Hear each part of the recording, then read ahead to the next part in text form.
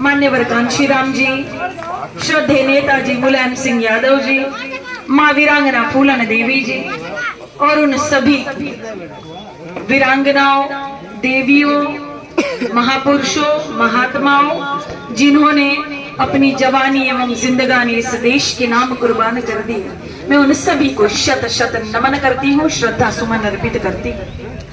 आज हर सेवकपुर में इस पावन धरती पर उपस्थित सभी परम आदरणीय सम्मानित ग्रामजनवासियों, आप सभी का और यहाँ पधारे सभी समाजवादी पार्टी के परम आदरणीय वरिष्ठ नेताओं, आप सभी का यानी कि आदरणीय महानगर अध्यक्ष अबीर कुरैशी जी, आदरणीय विधानसभा अध्यक्ष अशोक चौधरी जी, यहाँ पधारी हमारी सभी सम्मानित आदरणीय माताएं, बहनें, यहाँ खड़े हुए हमारे सभी युवा साथी, परम आदरणीय बाबूजी, परम आदरणीय भाई, सभी का आदरणीय विनोद निषाद जी, रवि तिवारी जी, राजेश प्रजापति जी, महेंद्र निषाद जी, जनार्दन यादव जी, आदरणीय अतुल यादव जी, मोनू यादव जी, वीरू यादव जी और इन सभी प्यारे बच्चों का मैं काजल निषाद, नेत्री, अभिनेत्री, एक कवित्री, एक सोशल एक्टिविस्ट यानी एक समाज सेवी, एक चित्रकार, एक पेंटर, एक घर चलाने वाली आप जैसी गृहिणी और आप सभी की लोकसभा की प्रत्याशी और हर सेवकपुर की सेवक, आप सभी का स्वागत करती हूँ, नंदन मंदन अभिनंदन।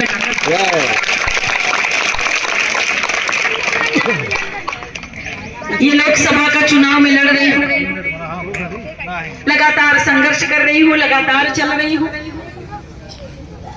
आप लोगों के बच्चों के भविष्य के लिए लगातार चलूंगी। आप लोगों का चेहरा देखकर मुझे हिम्मत आ जाती है। जो भाई ने कहा कि कौन महिला इस तरह लगातार लड़ती है, कौन एक गोड़ पर चलती है, अरे दोनों गोड़ के चोट हो जाए तब वो चलो। आप लोगों के लिए लगातार चलूंगी और चल ही रही। लोकसभा का चुनाव बहुत बड़ा है, मैं 5 विधानसभा पढ़ी, सहजनवा पढ़ी, शहर पढ़ी, ग्रामीण पढ़ी, पिपराइच पढ़ी, कैंपियरगंज पढ़ी। तो जहां जहां आप सभी के नात बात रिश्तेदार हो, वहां फोन फान के माध्यम से हमारी महिलाओं का कहीं मैका होगा, कहीं ससुराल होगा, हर जगह हमारे भाई भी है, जहाँ नात बात होगा, हर जगह आपको एक बात बोलनी है कि साइकिल वाला बटन दबाना है, काजल निषाद को जिताना है। ये जरूरी इसलिए है कि यहाँ इस पावन धरती पर अगर मैं पूछने का काम करूं कि 10 साल केंद्र जी की, मोदी जी की सरकार को हो गया और 7 साल आदरणीय बाबा जी की सरकार को हो गया, इस भारतीय जनता पार्टी की सरकार में आप लोग मुझे ये बताइए, हर सेवकपुर में कितने जन को सरकारी नौकरी मिला है? किसी को नहीं मिला। पढ़वैया लड़का लड़की तो हो ही घर में, किसी को नहीं मिला। सरकारी नौकरी नहीं मिलल ना सखी, नारिया नहीं बनल ना, नहीं मिला। अरे तो तुहरे खाते में 15 लाख तो आए गए होई, आ गए का? गैस का दाम 300 रुपया हो गए हुई नहीं? तो यही बात जो है, जो आप लोगों से निकल कर आती है, ये सत्य है, ये सच है। जो आप कहते हो कि नहीं एक घर में भी सरकारी नौकरी नहीं मिली, आप कहते हो कि नहीं महंगाई कम नहीं हुई है बहन, ये सत्य है। ये जो बड़ी बड़ी गोदी मीडिया में, टीवी में, बड़े बड़े चैनलों पर, अखबारों के माध्यम से बड़े बड़े जो वादे दिखाते हैं, इनकी करनी और कथनी में जमीन आसमान का फर्क है। भारतीय जनता पार्टी वाले बहुत ज्यादा खर्चा करते हैं, पेपर में ऐड देंगे, टीवियों में ऐड देंगे, हर बार इन्हीं का चेहरा दिखाई देगा। इतना लाख करोड़ का प्रोजेक्ट, इतना लाख करोड़ का प्रोजेक्ट आप लोगों ने देखा है? कहीं नहीं देखा है, क्योंकि आप सभी जानते हैं कि सरकारी नौकरी नहीं मिला है। जब आरक्षण मिलेगा तब ना सरकारी नौकरी मिलेगा। मोदी जी सब कुछ बेच रहे हैं तो आरक्षण खत्म कर देंगे। जो संविधान खत्म कर रहे हैं, जो लोकतंत्र खत्म कर रहे हैं, जो अपने आप को राजा घोषित कर रहे हैं, राजतंत्र स्थापित करना चाहते हैं, तो आप लोग निश्चित तौर पर सुन लीजिए कि कि 2024 वाला चुनाव जरा भी गड़बड़ हुआ और फिर से भारतीय जनता पार्टी की सरकार बनी तो 2024 के बाद फिर कोई चुनाव नहीं होगा, कोई चुनाव नहीं होगा। हक अधिकार हमारे छीन लिए जाएंगे, फिर से वही प्रथा चालू हो जाएगी, किसी को कुर्सी पर बैठने नहीं दिया जाएगा, बोलने का अधिकार नहीं होगा, मुस्लिम समाज को तो वोट डालने का ही अधिकार नहीं होगा, दबे कुचले पिछड़े समाज को कहीं आवाज उठाने का अधिकार नहीं होगा। अभी भी तो ऐसा ही होता है, आप लोग देख रहे हैं कहीं थाना में सुनवाई नहीं होगा, कोर्ट कचहरी का कोई होगा काम तो वहां सुनवाई नहीं हो रहा होगा, जमीन का कोई काम होगा वहां सुनवाई नहीं हो रहा है, बाबा जी दरबार में कितनी बार गए होंगे वहां भी सुनवाई नहीं हो रहा होगा। तो आप लोग समझ लीजिए कि क्यों ऐसा ज्यादा महापौर भारतीय जनता पार्टी, विधायक तो भारतीय जनता पार्टी, सांसद तो Bharatiya Janata party, Yogi ji Bharatiya Janata party, Modi Bharatiya Janata party, कौन है आपके? एक विपक्ष में ऐसा नेता बनाइए जो आपकी आवाज बन सके, बनाइए, बात को समझना होगा। और हमारी सभी सही गठबंधन की सरकार बनाते हैं, महिला के खाते में प्रतिवर्ष 1 लाख रुपया आएगा। हमारी प्यारी प्यारी बहनें, आप लोगों ने सुना मैया हमारी मैया के प्रतिवर्ष महिलाओं के खाते में 1 लाख रुपया आएगा अगर हमारी सरकार बनेगी तो। दूसरी बात कि जो बच्चे पढ़ लिख कर अपनी योग्यता के अनुसार हर घर में नौकरी जाएगी, ये हमारी सरकार ने ऐलान किया। और आप पढ़ लिख लेते हैं, इतना डिग्री हासिल कर लेते हैं, ये सरकार आपको नौकरी नहीं देने वाली, रोजगार नहीं देने वाली। यहाँ पे पुलिस भर्ती वाला जो पेपर हुआ था, आप लोगों ने देखा कैसे लीक हो गया, कितना लेटर लिखना बोला। ये सरकार की बात है कि 70 लाख आवेदन दिया, इसमें कितने बच्चों में हुआ होगा। हमारे साथ भी चलते हैं भूपेंद्र साहब, कितने बच्चे बताइए ना हमारे साथ भी चलते हैं, वो भी बड़े निराश हुए थे। होगा क्यों नहीं, 70 लाख बच्चे आवेदन करते हैं, 400 रुपया फॉर्म की फीस है, अब भराई फीस 150 रुपया, एडमिट कार्ड का 10 रुपया पड़ा था ना, 560 रुपया तो ये हो गए। 70 लाख बच्चों ने आवेदन किया, मोटा मोटी 500 करोड़ का घोटाला आपकी राज्य की सरकार ने कर दिया। आपको पता चला 500 करोड़ का घोटाला राज्य की सरकार ने कर दिया, आप लोगों को पता चला। वैक्सीन वाली कंपनी से मोदी जी 500 करोड़ रुपया ले लिए, आप लोगों को पता चला। और आप लोगों को क्या कहा गया था कि वैक्सीन लगाइए, इंजेक्शन लगाइए, लड़का पढ़ी वैक्सीन लगाई तब पढ़ी, स्कूल में तब जाए जब वैक्सीन लगाई, ट्रेन में तब चढ़ी जब वैक्सीन लगाई, जब बस में तब चढ़ेंगे जब वैक्सीन लगाएंगे, फ्लाइट में तब जाएंगे जब वैक्सीन लगाएंगे। हर बार ये नियम पूरा बना दिया था पूरा कोरोना काल में। और अब पता चल रहा है कि भारतीय जनता पार्टी सरकार इसीलिए ऐसा कर रही थी क्योंकि 500 करोड़ मोदी जी लिए थे, और ये बात सत्य है। और आप लोगों को वैक्सीन लगा दिया गया, कोई फर्क नहीं पड़ता, भारतीय जनता पार्टी को कोई फर्क नहीं पड़ता कि आपकी जिंदगी के साथ खिलवाड़ कर रहे हैं, इन युवाओं के साथ खिलवाड़ कर रहे हैं जो डिग्री लेकर बेरोजगार युवा घूम रहे, नौजवान साथी बेरोजगार घूम रहे।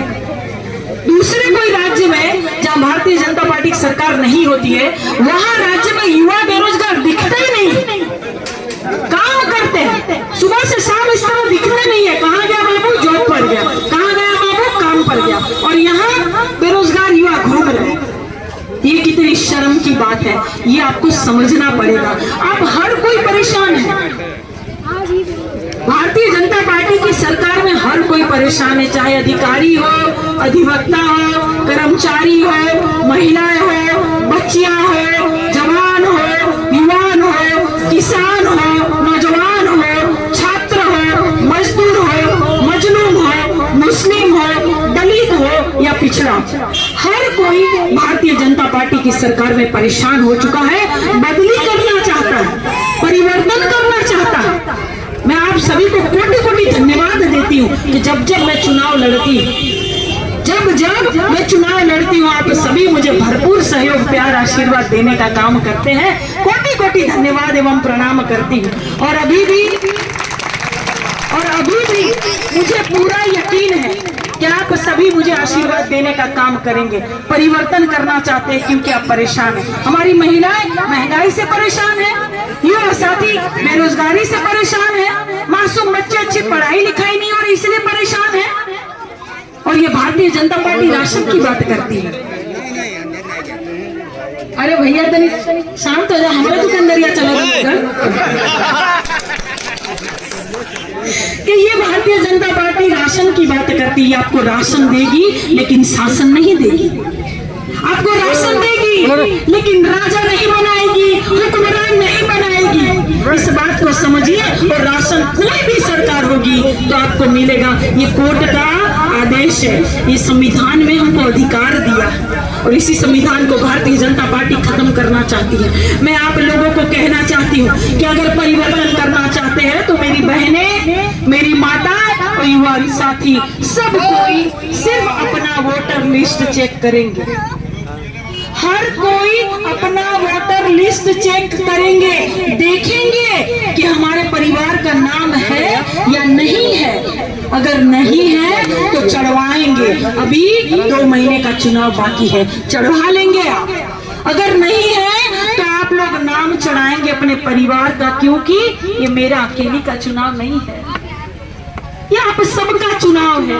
ये मेरे अकेले का व्यक्तिगत चुनाव नहीं है। मैं तो 14 साल से संघर्ष कर रही हूँ। 14 साल में श्री रामचंद्र जी का वनवास पूरा हो गया था। आप लोग बताइए आपकी बहन काजल का वनवास कब पूरा होगा? इसीलिए मेरे अकेले का चुनाव नहीं है, आपका है। वोटर लिस्ट चेक करिए, देखिए अपने नाम पटीदार परिवार का नाम है या नहीं है तो चढ़वाइए। ऑनलाइन चढ़वाई। हमारी माताएं इतनी समझदार है, हमारी बहनियां इतनी समझदार है, सब चढ़वा लेंगे, सब हो जाता है। ये हमारी माताएं अगर कहेंगी ए बहनी हमन तो पढ़ल लिखल ना है, हमन के कुछ पता चला ना, गलत बात। अगर एक लक्ष्य है और ईमानदारी से हम लग जाए तो हम भी अपना नाम चढ़वा सकते हैं। आदरणीय चंचला निषाद जी साथ में खड़ी है, एक अक्षर नहीं पढ़ी लिखी है। ये महिला बिल्कुल पढ़ी लिखी नहीं है लेकिन अधिकारियों से लड़ती है, मेरी तरह पुलिस वालों से लड़ती है, अपना नाम खुद चढ़ाती है। बीएलओ को ढूंढेगी, नहीं पता है तो पूछेंगी, लेकिन अपना नाम जरूर चढ़वाएंगी। इसी तरह हरेक मेरी माताएं, महिला, युवा साथी अपना नाम वोटर लिस्ट में चढ़ाएंगे, अपने अपने परिवार का चढ़ाएंगे और देखेंगे किसका वोट कौन से बूथ पर पड़ा है। हम लोग क्या करते हैं, 5 लोग जाते हैं और 2 जन का नाम पड़ता है, 3 का नाम नहीं आता है तो हम लोग कहते हैं आए दादा हमार पतोहिया का नाम तो कट गए, अरे हमार नंदी का नाम कट गए लो, नमो ना आए। हम लोग ये कहते हैं ना, ये कब कहेंगे जब हम सतर्क नहीं रहेंगे, हम सावधान नहीं रहेंगे। और पहले से हम लोग अपना वोटर लिस्ट चेक कर ले, देख ले कि यहाँ 2 किलोमीटर 2 किलोमीटर पड़ा। ये हम पहले से हम वोट जरूर डाले। अगर हम वोट बिना डाले आ गए, अगर हम लोग डाले तो उसके बाद याद नहीं करेंगे कि हमारा हई कमवा हई सोता फरियाद नहीं करेंगे। हम वोट जरूर डालेंगे, वोट डालेंगे तो हम फरियाद कर सकते हैं। बताइए ईमानदारी से कितने लोग अपना वोटर लिस्ट चेक करेंगे भैया? कितने लोग अपना वोटर लिस्ट चेक करेंगे? आप नहीं करेंगे बाबू, करेंगे भैया, सभी लोग करें। हमारी जिम्मेदारी। आपकी बहन काजल निषाद एक महिला है, 22 24 एक चुनाव कोई हार जाता है तो उठ नहीं पाता। मैं लगातार